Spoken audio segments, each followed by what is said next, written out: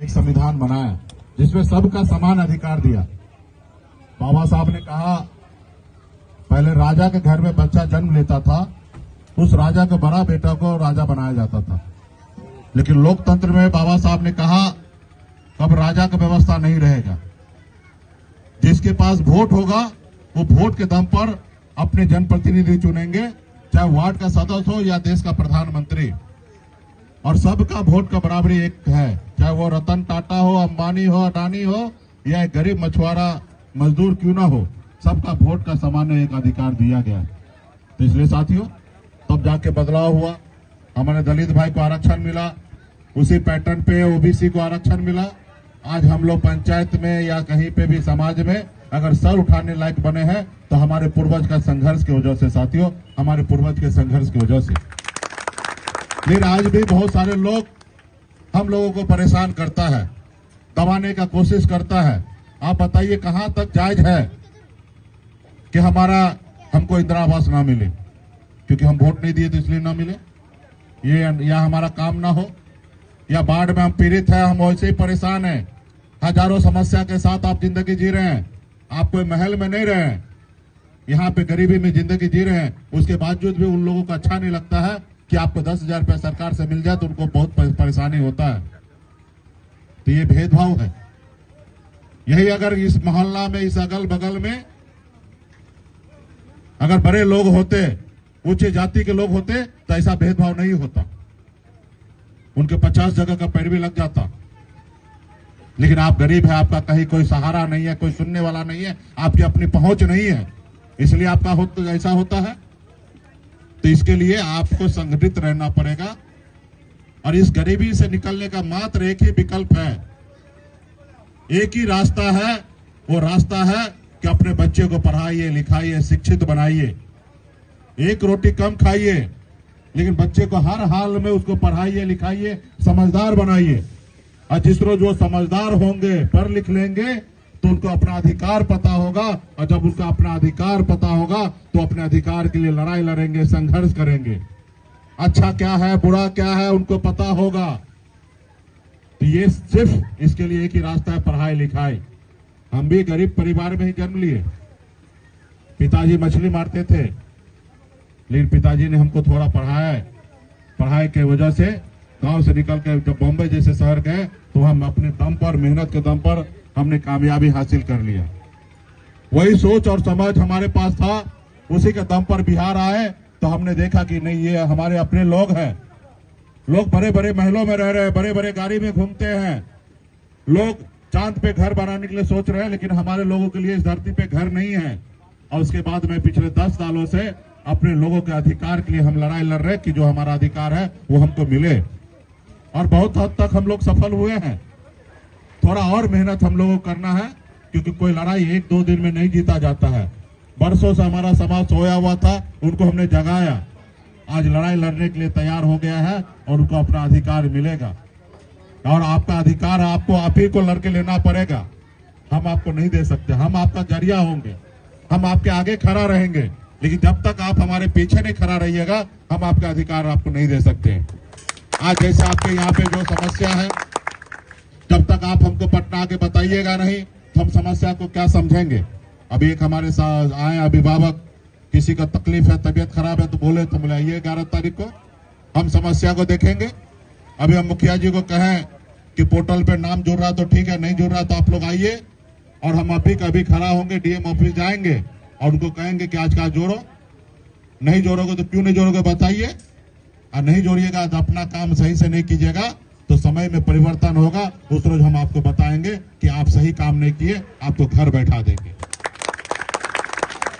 भाई ठीक है, आज कोई और पावर में है, पावर सबके साथ हमेशा नहीं रहता है, हमेशा आते जाता रहता है।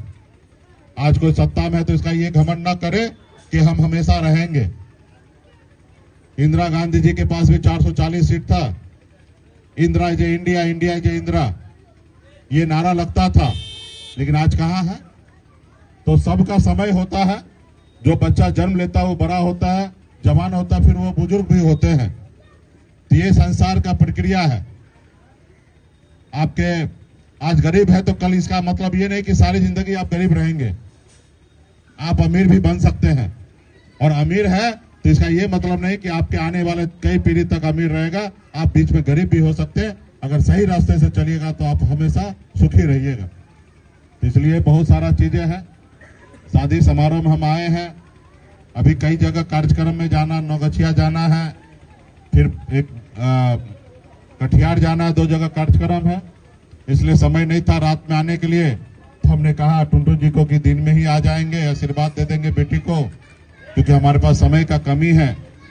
क्योंकि जो काम 75 सालों में नहीं हुआ वो काम हमको कुछ ही सालों में करना है, और जब कुछ ही समय में करना है तो ज्यादा हमको मेहनत करना पड़ेगा। एक दिन में 600 किलोमीटर का दौरा हमारा होता है। तो इसलिए साथियों, आप लोग अपना बच्चे को पढ़ाइए लिखाइए, और हम लोग लड़ाई लड़ रहे हैं, आप लोग साथ दीजिए। और जो भी समस्या है, हमारे स्थानीय नेता है, जिला अध्यक्ष है, मुखिया जी है, टुनटुन जी है, आप लोग बताइए। हर संभव हमसे जितना मदद हो सकता उतना हम लोग करेंगे। और हम लोग तो गांव-गांव घूमने वाले लोग हैं। लोग कहते हैं ना, अपने दिल से जानो पराये दिल का हाल। हम खुद गरीब का बेटा है, और हम आप जैसे लोगों के गांव में आए हैं, हम आपकी तकलीफ को देखते हैं। और जब हमको मौका मिलेगा तो निश्चित तौर पे याद रहेगा कि आपके गांव में क्या क्या समस्या है, और जब समस्या है जब उस समय में आएंगे तो निश्चित तौर पे वो किया जाएगा। तो इस तरीके से आने वाला समय में हम लोग काम करेंगे, और आप ही लोगों के बीच में से हम निकले हैं, और हमको आप ही लोगों के बीच में रहना पसंद लगता है। आज आप चाहते तो बॉम्बे में ऐशोआराम की जिंदगी जीते, बड़े महलों में रहते, बड़े गाड़ी में घूमते, इतना परेशानी नहीं उठाते। ऊपर वाला कृपा से सब कुछ है, उसके बावजूद भी घर परिवार को छोड़कर आप लोगों के लिए लड़ाई लड़ रहे हैं, क्योंकि हमको यही अच्छा लगता है। तो आने वाले में वोट का मालिक आप है, और आपका मन अधिकार, आप जिनको आपके विचार बने उनको आप वोट दीजिएगा। लेकिन कोई नेता का ये काम नहीं होना चाहिए कि किसी कोई जनता हमको वोट ना दे तो उनका काम ना करे। अगर ऐसा नेता जो भी करता है तो उससे गंदा नेता कोई नहीं हो सकता है, उससे गंदा नेता कोई नहीं हो सकता है। तो बहुत सारे समस्या है। गंगा माता के गोद में आप लोग रह रहे हैं। पिछली बार बाढ़ आया तो बाढ़ में जो सरकार के तरफ से, भारत सरकार के तरफ से जो रिलीफ मिलता है बाढ़ पीड़ित लोगों को, शायद वो भी आप लोगों को नहीं मिला। तो ये भी जानकारी है। हमको मुखिया जी बताए थे उस समय में, हम उस समय में डीएम को भी फोन किए थे, उनसे हमने बात भी किया था। तो उन्होंने कहा कि सर हम देखते हैं, कोशिश करते, क्योंकि ये जो है अतिक्रमण जमीन पे रह रहा है, इसलिए हम यहाँ पे ज्यादा कुछ सुविधा नहीं दे सकते हैं। कुछ एरिया में जाएंगे वहाँ स्कूल का व्यवस्था नहीं है। लेकिन आप नागरिक तो है ना। आज चाहे वो डीएम साहब हो या बिहार में मुख्यमंत्री बैठे हैं वो हो, या सांसद महोदय हो, उनको ये तो पता होना चाहिए कि ये हिंदुस्तान के नागरिक है। जहां पे रह रहा है, जहां पे बस गया है, उनका कर्तव्य बनता है कि वहां पे उनका सारा सुविधा दे। सरकार की पॉलिसी है, अगर जिनके पास जमीन नहीं है, रहने के लिए घर नहीं है, वो सरकार का काम है 3 डिसमिल जमीन देना, इंदिरा आवास के तहत उसको घर बना के देना। जो परिवार पढ़े लिखे नहीं है, जो गरीब है, जो अपने बच्चे को पढ़ा नहीं सकता, उसके लिए सरकारी स्कूल खोलने की व्यवस्था है। जो गरीब है, इलाज नहीं करा सकता, उसके लिए सरकारी हॉस्पिटल का व्यवस्था कराना है। ये सरकार का काम है, क्योंकि हर एक नागरिक, लोग टैक्स भरते हैं, और वही टैक्स के पैसे से देश चलता है। वो टैक्स कोई ज्यादा देता है, कोई थोड़ा कम देता है, लेकिन इसके लिए भेदभाव नहीं है। और सरकार का पहला लक्ष्य होता है, मुहिम होता है कि जरूरतमंद लोगों को ज्यादा मदद करना है। आप भी टैक्स भरते हैं, साबुन खरीदते हैं तो टैक्स भरते हैं, आप एक कपड़ा खरीदते हैं तो आप टैक्स भरते हैं। हमारी माता बहन है, श्रृंगार का सामान खरीदती है तो उसमें टैक्स भरा जाता है। और सही तो देश को चलाने वाले किसान भाई होते हैं। आज बड़े बड़े उद्योगपति या बड़े बड़े लोग अगर 2 वक्त का खाना खाते हैं तो खाना आप मुहैया कराते हैं। अगर आप किसानी नहीं करते तो शायद उसको 2 वक्त का रोटी नहीं मिलता। तो ये सदियों से ये भेदभाव चलते आया है।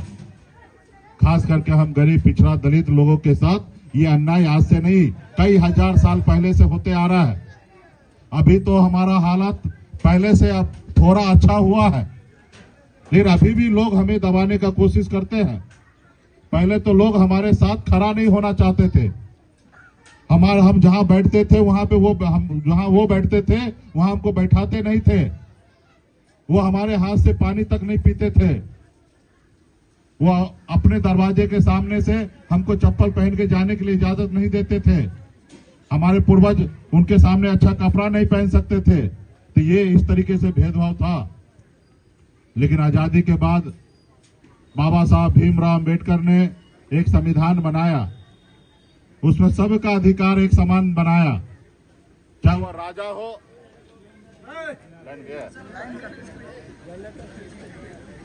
हेलो,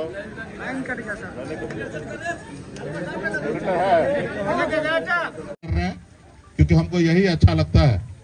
तो आने वाला समय जो होगा वो निश्चित तौर पे आप लोगों का होगा, और आपके पूर्वज ने जो लड़ाई लड़ा है वो लड़ाई आपको भी लड़ना है और आने वाला पीढ़ी को भी लड़ाई लड़ना है। इस देश में सामाजिक न्याय मजबूत कभी न कभी हमारे महापुरुष ने आपके लिए लड़ाई लड़ा, तब ये परिवर्तन हुआ। आप कल्पना कीजिए, मंडल कमीशन नहीं लगता तो आपका क्या हालत होता। बाबा साहब भीमराव अंबेडकर आपको संविधान में वोट गिराने का अधिकार नहीं देता तो आपका हालत क्या होता। कर्पूरी ठाकुर जी अति पिछड़ा आरक्षण लागू नहीं करते तो आपका क्या हालत होता। आदरणीय लालू प्रसाद यादव जी आपके लिए लड़ाई नहीं लड़ते तो क्या हालत होता। तो सभी लोगों ने लड़ाई लड़ा, लेकिन आज आपको लड़ना पड़ेगा, उनको देखते हुए, उनको सीखते हुए, और वो जो भी लड़ाई लड़े तो आपका फायदा हुआ है। इसलिए आज आप लड़ाई लड़िएगा तो आपको शायद फायदा ना हो, लेकिन आपके आने वाले बच्चे का भविष्य जो है वो बेहतर होगा, उनको फायदा मिलेगा। आज हम 10 साल से खून पसीना सुखा के लड़ाई लड़ रहे हैं, हमको क्या मिलेगा हमको नहीं पता है, लेकिन हम आज लड़ाई लड़ रहे हैं ना। इंसान का कोई है ठिकाना कि कब है कब नहीं रहेगा, लेकिन हम आपके लिए लड़ाई लड़ रहे हैं। कल हमको क्या होगा नहीं होगा मुझे नहीं पता, लेकिन हम लड़ाई लड़ रहे हैं उसी तरीके से लेकिन इसका फायदा आने वाला समय में होगा। आज बिहार में लोग जागरूक होते जा रहे हैं धीरे धीरे, और ये जागरूक सभी को रहना है। तो बहुत बहुत धन्यवाद सभी नेतागण, माता बहन, नौजवान सभी को। और आपके पास हजार समस्या है, ये मैं मानता हूँ, आप भी मानिए, लेकिन इसका रास्ता आप अपने बच्चों को पढ़ाइए लिखाइए, चाहे बेटा हो या बेटी हो, उसको पढ़ा लिखा के आगे बढ़ाइए। निश्चित तौर पे परिवर्तन होगा। सिर्फ पढ़ाई करने से कलेक्टर नहीं बनेगा, लेकिन पढ़ाई करने के बाद उसको इतना समझदारी हो जाएगा कि जहां 10 रुपया कमाएगा तो 9 रुपया खर्च करेगा, 1 रुपया बचाएगा। अगर वो पढ़ा लिखा नहीं होगा तो 10 रुपया कमाएगा और 11 रुपया खर्चा करने का सोचेगा, दारू शराब पिएगा, गलत काम करेगा, जुआ खेलेगा, जो काम अच्छा नहीं है वो करेगा, क्योंकि वो पढ़ा लिखा समझदार नहीं है। जो काबिल है उनको बेवकूफ बनाएगा। जैसा हमारे पूर्वज के नाम पे जो भी जमीन था बड़े लोग लिखवा लिए, क्योंकि वो पढ़े लिखे नहीं थे, जहां मर्जी वहां अंगूठा ले लिया। क्योंकि अंग्रेज के समय में जो मजदूर था, किसान था, उन्हीं को इस धरती पे ज्यादा से ज्यादा जमीन मिला था। और जब अंग्रेज चला गया तो ये जमीन कैसे चला गया, कैसे दूसरे के नाम पे हो गया? क्योंकि आपको पता नहीं था। आप एक बोतल दारू में जहां मर्ज बोला वहां पे आपने साइन कर दिया, आपके नाम पे पेपर बना दिया, बाद में आपको बोल दिया कि नहीं, आपका पिताजी ने आपसे 50,000 2,000 रुपया लिया था, ये जमीन हमको लिख के दे के गया। तो झूठा झूठा आप लोगों के साथ षड्यंत्र रचा गया, और जिसके कारण आज आपके पास नहीं है। तो ये पढ़ा लिखा होगा तो उनको पता होगा कि हमारा है अधिकार क्या है, हमारा चीज क्या है, उसको संभाल के रखेगा। तो इससे क्या होगा, धीरे धीरे बढ़ेगा। ऐसा नहीं कि एक ही दिन में समस्या दूर हो जाएगा। समस्या आज हम स्टार्ट करेंगे, 10 साल, 20 साल, 25 साल, 50 साल लगेगा, 100 साल लगेगा, लेकिन बदलाव होगा।